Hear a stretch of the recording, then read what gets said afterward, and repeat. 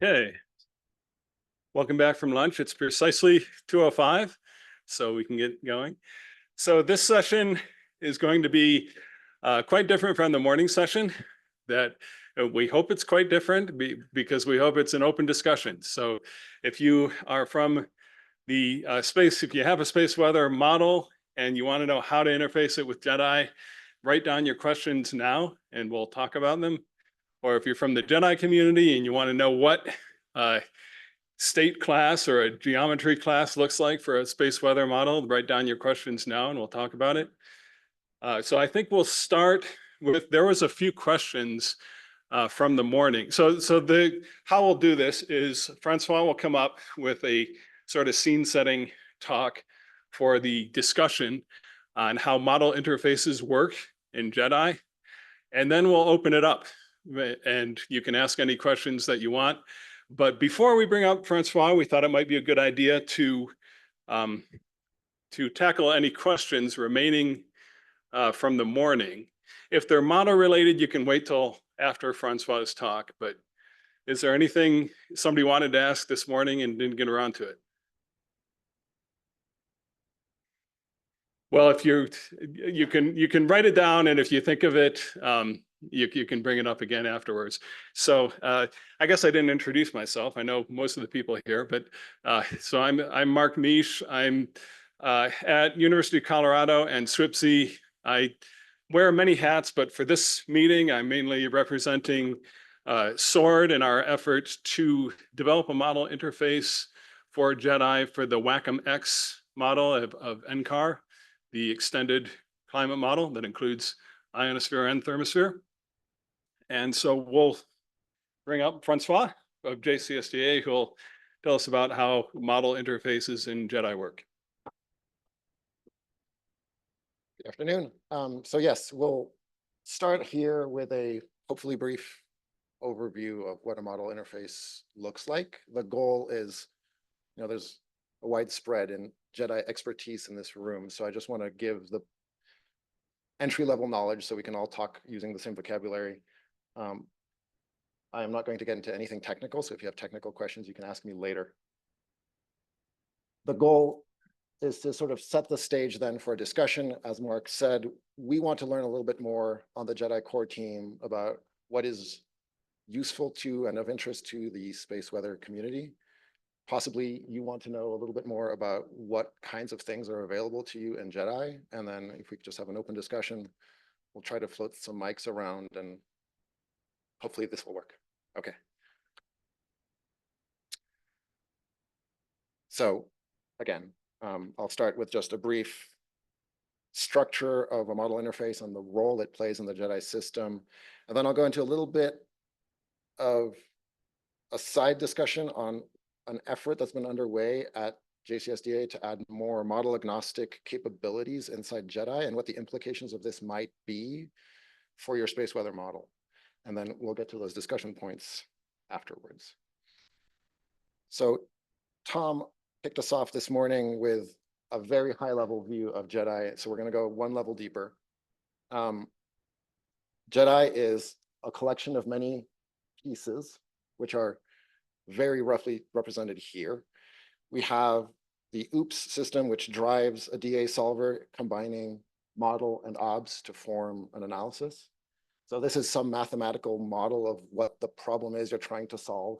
So here's one cost function, okay. It does that mathematical problem, solves that mathematical problem by calling code objects, right? So there's these interfaces that describe what they look like. And so here I've just labeled a few, emphasis on a few, as illustration. So we have some state X that we might be minimizing. We have a model that we can use to propagate this state forward in time. So this is wrapping your underlying forecast model. We may need to do variable changes between different representations of a state. For example, if you want to apply a covariance model to a particular set of variables. So those are some interfaces labeled in orange that relate to the model and the model state. And then we have other abstract interfaces in JEDI that represent your error covariances, your observer for your observations, and things like this.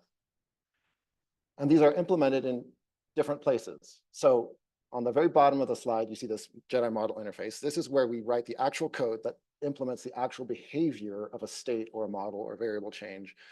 So OOPS will say, I want a state, or I want to step a forecast model forward in time, or I want to change from variables list 1 to variables list 2. And then what that actually means will be implemented in your repository, the model interface. We have these model agnostic implementations, or things that can be shared across models. And we'll talk briefly about those in just a minute. So this model interface, which sits here in the middle, so I've taken the 2 levels from the previous slide and added what's actually underneath. The model interface is about 10-ish C++ classes whose interface should match what OOPS is going to call, right? So OOPS says, I want you to have a state, and I want to be able to call a method to set it to 0. So you're going to implement that in your model interface. Across these 10 classes, there's about 100 methods. The complexity of these methods, of course, varies wildly, and the complexity of what you need to provide will depend on the application you're trying to run.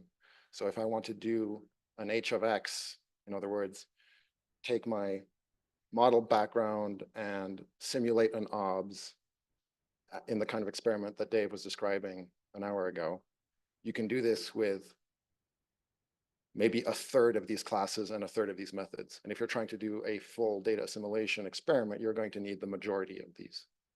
And you can build an interface as you go by starting by compiling a subset and writing a smaller piece of code and expanding as you go. So that's what it is. So its role is largely to present the model data to JEDI, including possibly grid changes, variable changes, initialize and step forward a forecast model, read and write model data to file, and possibly do some interpolations to ops locations, for example.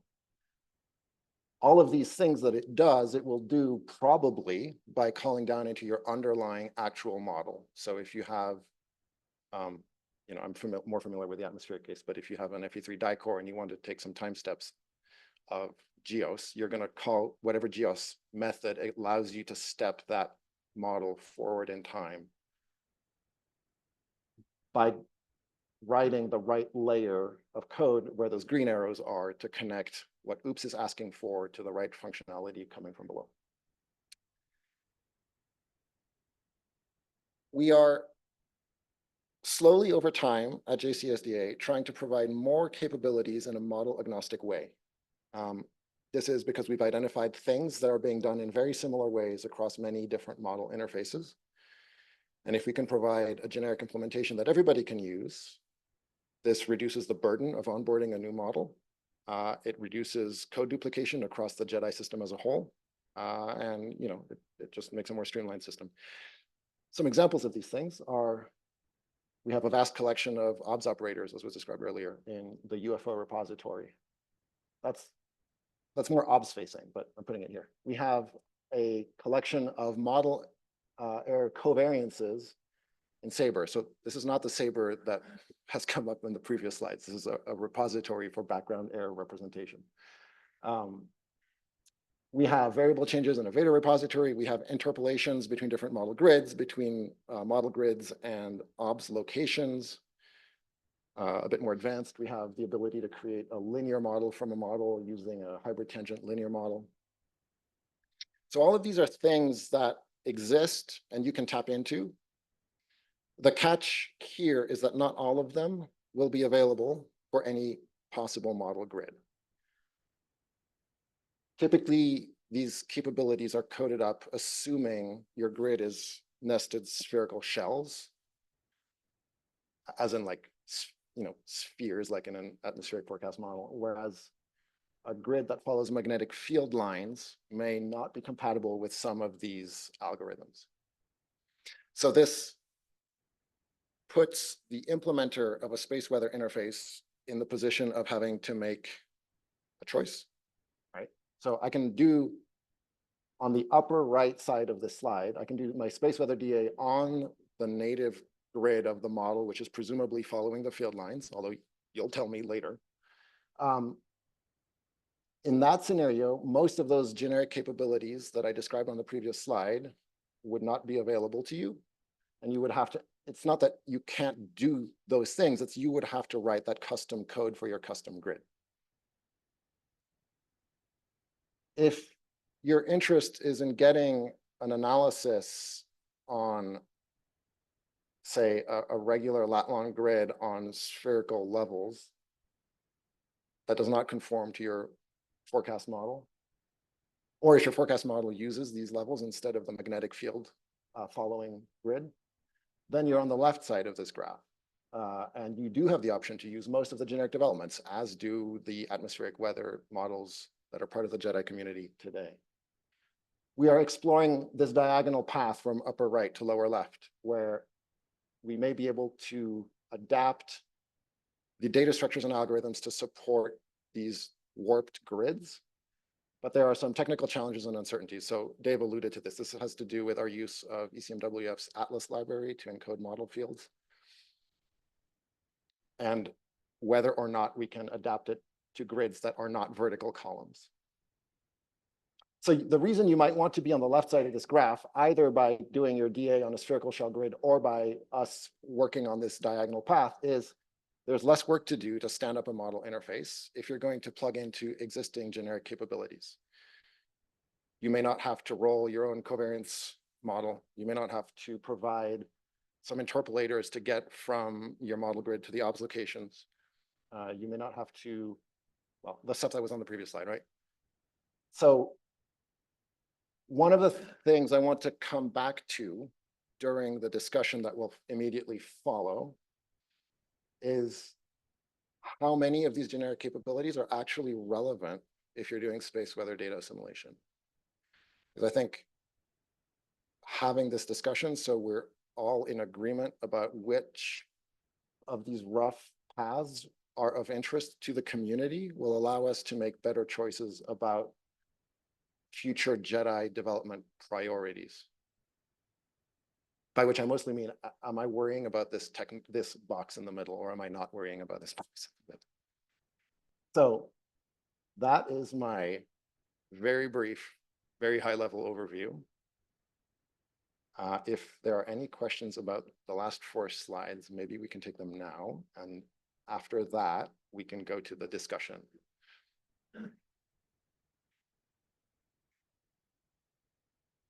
So it's sort of what's in that green box? As in, what are the capabilities? I know we talked about this beforehand. It's this. Yes. Okay, there you go. And so we can have the discussion of which one of these things we want to use in for the ionosphere. Yes. That's right. And I will sort of be guiding us back to these questions in the discussion will be lightly guided in the sense that there will be slides with bullet points that we can talk through one by one. Yes. Question about the first point on this list, Yeah. the observation operators, is that in the context of the interpolations or? Yeah. Okay, So- so just the interpolations. So this is a generic capability of JEDI that is not really related to the model interface as I denoted it here, because it's in the blue box all the way on the right. But the relationship to the model is in the interpolations. So that's Kind of covered that- in that it's interpolations. that tabs located. second to last bullet, the Okay. interpolation to OBS locations.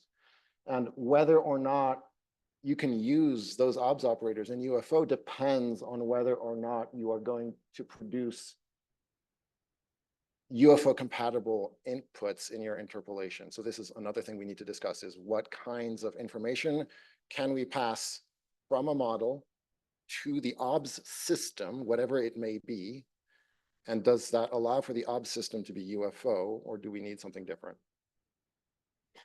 Yeah, another way to put that is if we require all model interfaces to put the GeoVals in terms of lat-long, then that might be easier for the UFO implementation. But or Absolutely. should we, as you have on your discussion slides, which we can bring up now. But then there's a question of, or do we modify UFO to handle more generic observations? And just before you go, Tom, I'm just saying I'm holding this mic so we can have one mic being passed around. and as well as one mic up here. So you can either get up and speak to this mic, or you can raise your hand and I'll pass you the mic. Okay, actually, it was about your last slide. Oops, to address that, not This- to, This one? yeah. Yeah. Not to open a can of worms, but space weather has additional grids besides geomagnetic grids. So looking forward to the future, for instance, heliocentric. You can think of that kind of a grid where you're tracing things from the sun to the Earth or Mars, for instance. Okay. So just And in that scenario, sorry, I'm going to ask very naive questions because I don't know anything about space weather, all right? So you're talking about doing data simulation for the entire solar environment where the well, Earth is just. yeah, ideally, but, and of course, as Enrico pointed out, we only have one data point in that entire volume, but you can think of perhaps creative ways if you're focusing on that one kind of corridor from the sun to the Earth to begin, and we will be populating that region of space more in the future. You can begin to think about trying to use whatever sparse data we do have in some kind of a data assimilative system based on a completely different grid. So So what you're describing now is actually the next level of that technical challenge, because the Yeah, or technical it's- challenge of the geomagnetic grid can mathematically be mapped onto yes, something that looks like what Atlas is using, whereas what you're describing probably cannot, though I haven't seen the grid. So Well, actually, I'll comment on that and then we'll get to Enrico. But the space, like I was saying, in space weather, you have to pick your battles of where you have the data. And in addition to ionospheric thermospheric modeling, which is the main topic of this workshop, I can think of at least two other places in space weather where JEDI could in principle be used. One is on the surface of the sun to follow the magnetic flux transport on the solar surface. The other is the solar corona for solar wind models to assimilate EUV and coronagraph data into solar wind models. But I think both of those could probably be cast in a lat-long type framework.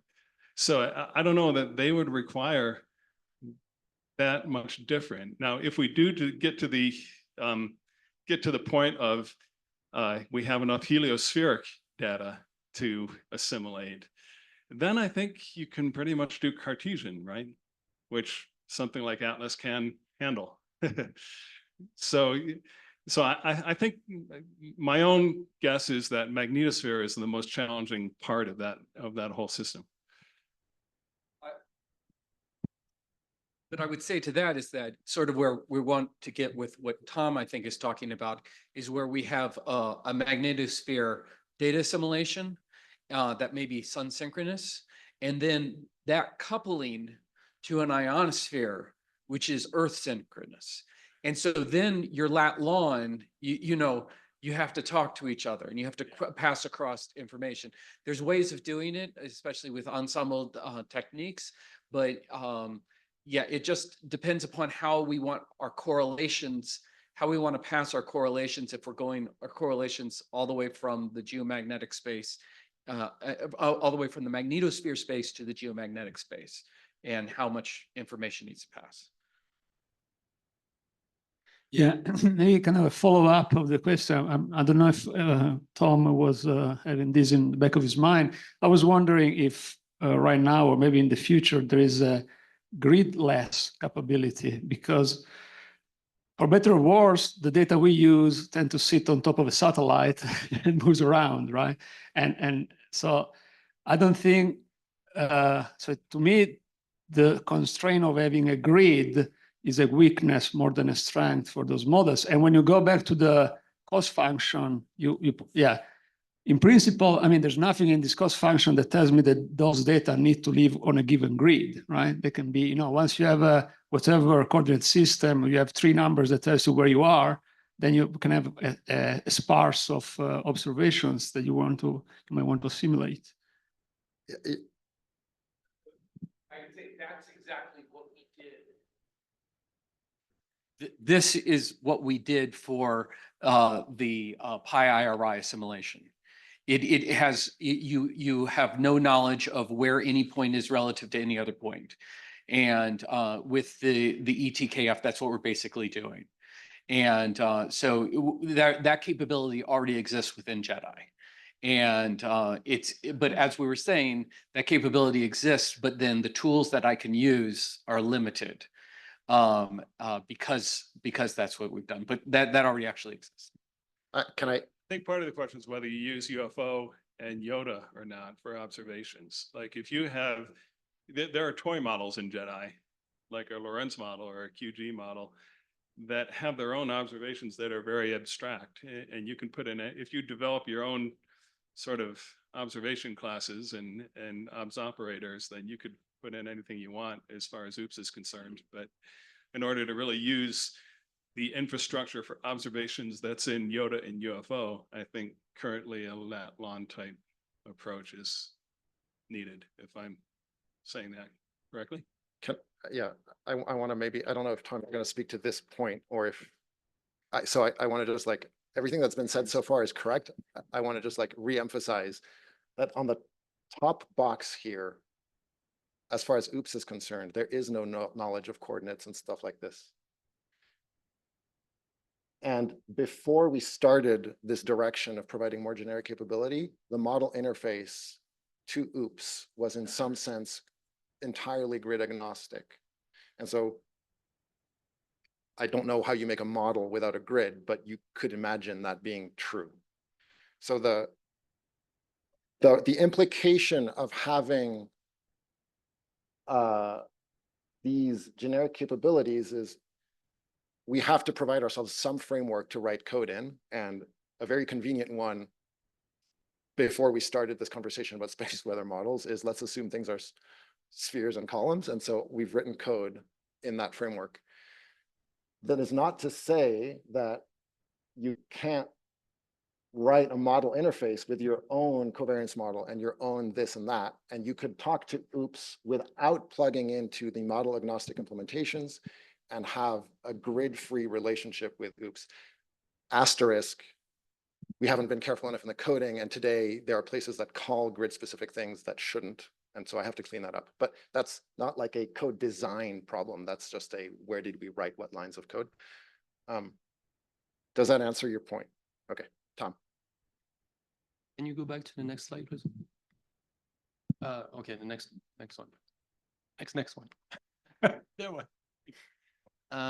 So I'll have two comments and questions into this. So to me, the red box is a non-starter because basically that would be, in my mind, a little bit more like business as usual, but not really a joint effort anymore. It's kind of a divergence rather than a convergence. So one thing on the left side, on the green box, is considering, you know, as you're saying, what are all the generic capabilities that we can actually leverage, the current one, but also thinking about the future ones. Yeah. All the ones we don't even know are going to happen, you know, in terms of AI, in terms of new solvers, in terms of, you know, new algorithms, in terms of, you know, everything that hasn't happened yet, but that will happen through the joint effort from across the community. So I think really we need to focus on how do we get that green box done. And the question is, now if we focus on the top boxes, you know, the fact that JEDI can operate on a model native grid is a great feature. It's not necessarily a requirement for the DA to operate on the native grid. So that diagonal is something we need to explore and figure out, you know, how much, you know, of a stretch it is to the generic capabilities right now, that new family of grids that were not anticipated when the project started, at least, and that need to be expanded. But, you know, I think, you know, we can start with having DA operate on a slightly different grid and model and aim for convergence on the grid cell. Absolutely. Yeah. So I don't want to spend too much time on this diagonal line in this context because that's between me and Atlas. It's not really relevant to discuss in this room. We can, but I don't think it's our best use of time. But yes, I mean, absolutely, it would be very, very nice to bring everybody together on the lower left and share as much of our code as we can. I think to your point, Tom, sorry, the the whole concept of what grid you're working on as far as from a DA perspective, I think is, from my point of view, should be based upon where your correlations are, where your primary correlations are coming from. And which is why I've decided in the ionosphere that I'm using, it looks like most of our correlations are on this geomagnetic grid. It's just like what we do assimilation right now in the troposphere. We've chosen to do it along these vertical. And I don't know if that was just because the radiosondes were vertical and then it was just easier to go to the grid. But I can also think in really for satellite assimilation, really that isn't the correct way to do it. Your grid should be slices along paths, and you could do it in a completely different space. But then how do you generalize that? Maybe there's a way, if you guys could come up a way to generalize that, and it's really get the closer you can get to where, I guess, the closer you can get to where the correlations are coming from, I think the better the DA system is going to be and the more information you're going to be able to extract. That's, yeah.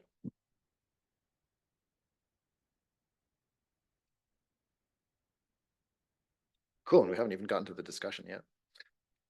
So I've just put up some random points that may or may not be interesting on 4 slides to encourage conversation. So we'll put these up one at a time and feel free to share your thoughts or unrelated thoughts.